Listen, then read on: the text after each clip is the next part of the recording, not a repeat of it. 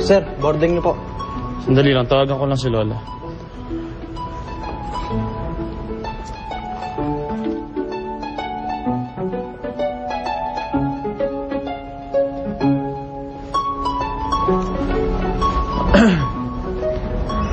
Excuse me, ito ba yung papuntang Prague? Doon po. Mamita! O ano, aalis ka na raw, hindi ka man lang nagpapaalam. Ito na nga, tumatawag na nga, makakalimutan ba kita? Ako, magpalusot ka pa. Iniinom niyo ba yung gamot niyo? Sabi ng mami.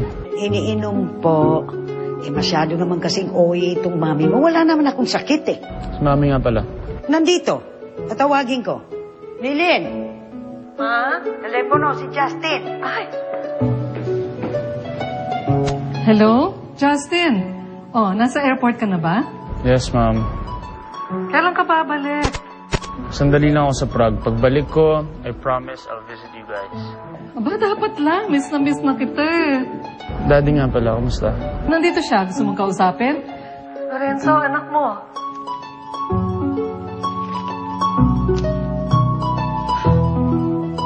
Justin, busy ang dad mo eh. It's okay, ma'am. I understand. Okay, bye.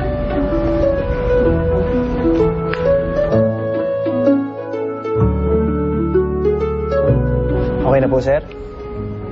Ano po?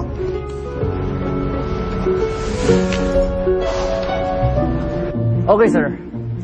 Okay, salamat. Salamat po. Sige, bye-bye. Yung agent natin, may nakuha na sa kliyente para sa atin.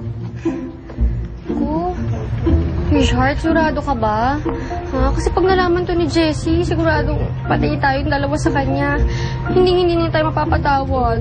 Alam ko. Huwag na lang kaya natin ituloy. Kung hindi natin gagawin to, saan tayo kukuha ng pera? Go side, ma'am. Thank you. Wow. Ma'am, would you like some juice? Okay, thank you. Social, bagong-bago.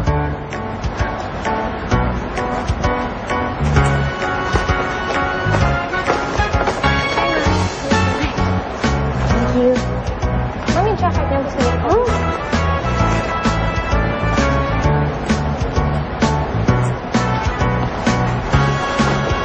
Hi, ma'am.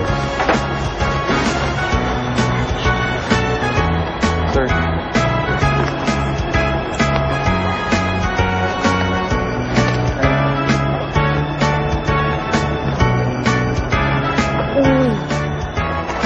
Justin Lasatin.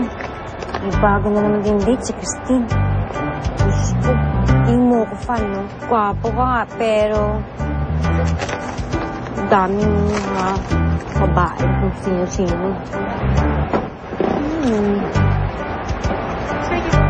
Thanks.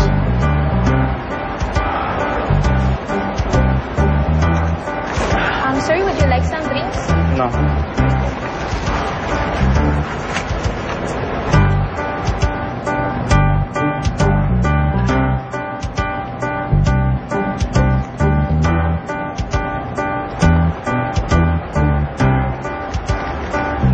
Excuse me. Ikaw ba si Justin Lasatin?